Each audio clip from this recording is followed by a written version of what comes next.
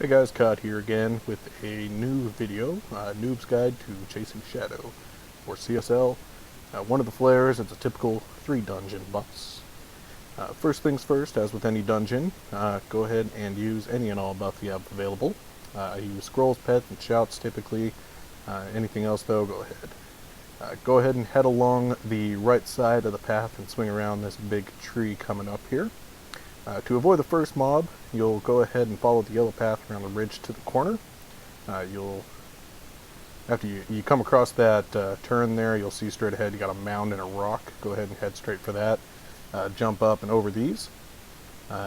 Once you complete that, you're going to go ahead and head through the third and fourth rib on your left, on the rib cage here of this carcass. Go ahead and cross through that and head towards the middle of the pond. Don't go too far, you don't want to pull the mob straight ahead. Typically, what you would see is a mob patrolling along this path here.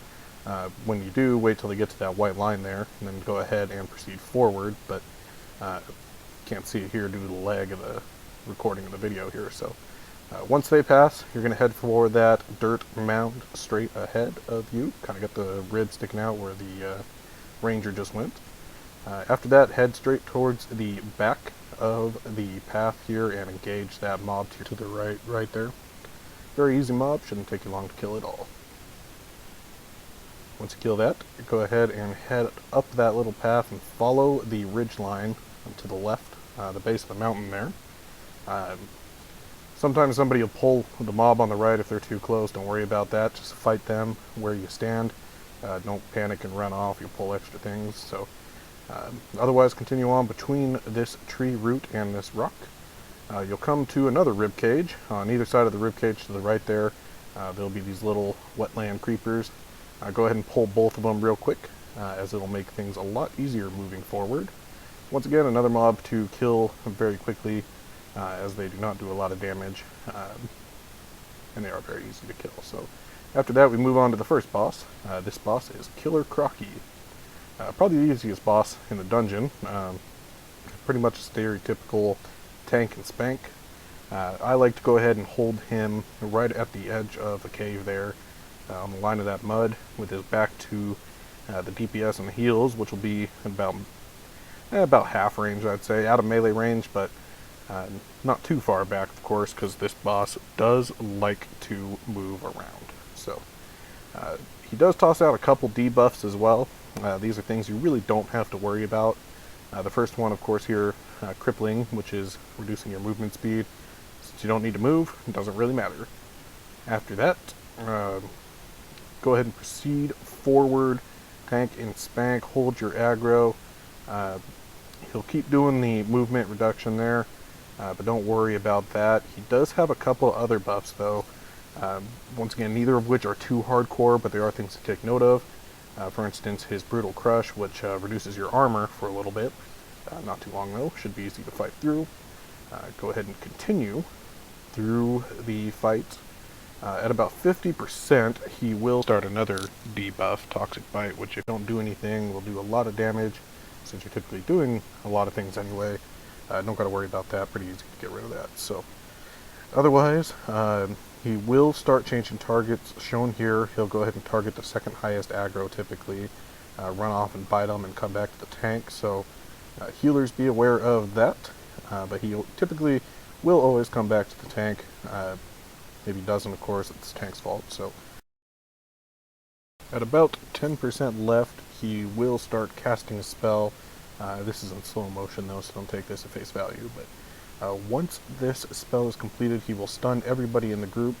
Tank, you can typically free will out of this, but this is when DPS becomes extremely critical, as he will begin to regenerate health, very slowly, mind you, but enough to elongate the fight there. So DPS, you need to go all out at this point in the fight. He will continue to stun and heal, but if your DPS is good, you should be able to figure that out. Now, I had kind of a what the fuck moment here as I turned around, because I noticed that's the second boss, by the way, everybody. I have no idea what it was doing down here. Scared the crap out of me, though, but ran away immediately, so I just kind of followed him. This is the route you're going to want to take, right along the mountain here on your left. Once again, ignore the boss. He is not there, usually. Don't know why he is. Once you come to this discolored patch, go ahead and use auto target. I have it in the upper right of my bar there. We get a Black Widow. Once you do, just go ahead and hold down jump and follow it up there. If there are no Black Widows available, you'll need somebody good at the cave glitch, which is done behind the first boss there, and he'll go up there and ladder you up. Once you get to the top, just go ahead and wipe out any Black Widows hanging out up there, or Spiderlings. They're very easy to kill, and do no damage, so do not worry about that. Normally, the second boss would be located in that spider web. He was not at the time. So once he gets back there, we'll go ahead and engage this guy, but make sure everybody's up and ready to go. Usually I'll have the DPS hang out around the edge of the web, DPS and heals that is, off the web of course, because everybody on the web rather will take some damage. So once everyone's in place, go ahead and engage the boss. Just like the first boss, this guy's pretty tank and spanky. The only debuff he does, once again, is a movement speed debuff. Don't worry about that. But he does spawn little eggs which hatch into Black Widows. DPS will want to switch targets or AoE to kill these quick. They are easy to kill, but they do come fairly frequently. And if there are too many, they will do a tremendous amount of damage. They run the risk of separating off to the heels of the DPS towards the back. So tank, make sure you try to stay between the boss and your teammates, so that way if anybody does break away, you can grab them pretty quick. So once they're done, head up that path to the left of the boss that you saw there a moment ago. At the top, you'll find a mob. Have your ranger lay down traps. That'll make life a lot easier. Go ahead and kill them real quick. Once again, another very easy mob. Forward, you'll find another patrolling mob. Engage them inside this little valley. Quick kill. Moving forward, you'll have two mobs, one on your right, one on your left. I typically take the one on the right. These roughnecks have a spell that you'll see them casting, which essentially blows themselves up. Not very strong, but if done in conjunction, it could do quite a bit of damage, so watch out for that. Next mob, you'll see a couple Black Widows. Ranger already killed them, but they're usually located right here. Very easy to kill, like the ones down by the boss, so wipe them out real quick. Next, you'll have a couple Wetland Rippers. These guys do stun you pretty often, so watch out for that. Some people break away to the left and walk around them. You can just kill them real quick. They're not too hard. Be careful coming up this path, as there are mobs on your right and left. So stick to the right side of the path, but not too far right, and go ahead and head up. As the tank, I usually like to stop about halfway up to make sure everybody gets up without pulling either of these mobs. Once you get to the top, you'll find the last boss of the dungeon. Before him, though, you got a small mob. Traps, once again, make this a lot easier, but go ahead and use your bow or something to pull them to you. Kill them out real quick. Wetland Rippers, and I believe a couple Roughnecks, so it doesn't take them long at all. So after that, you come up to the last boss of the dungeon. This boss is another tank and spanky type. He does switch targets every once in a while, though, and I'll explain that later on. That doesn't start taking place until a little later.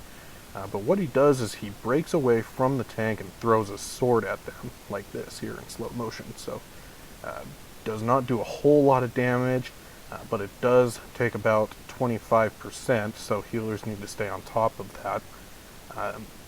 Other than that, he usually just focuses on the tank. I think he does some kind of whirlwind thing too, unverified though. No debuffs you have to worry about with this guy. Just go ahead and lay into him as hard as you need to. CSL, well, I got a down moment here. One of the flare dungeons required for your Jade Daily. This is usually the cookie cutter way that this is run, so I'd recommend just kind of using this as a generic guide, as this is how it'll probably go. Once again, this is geared more towards people entering into the world of flare dungeons. For you veterans, of course, this is all relatively known. As he gets down a little lower, you'll see he will turn around, and rather than do one person, he will hit all your DPS and heals away from the tank. So he does both the one person and hit all 3 of the people other than the tank. So this is where it gets a little difficult for healers.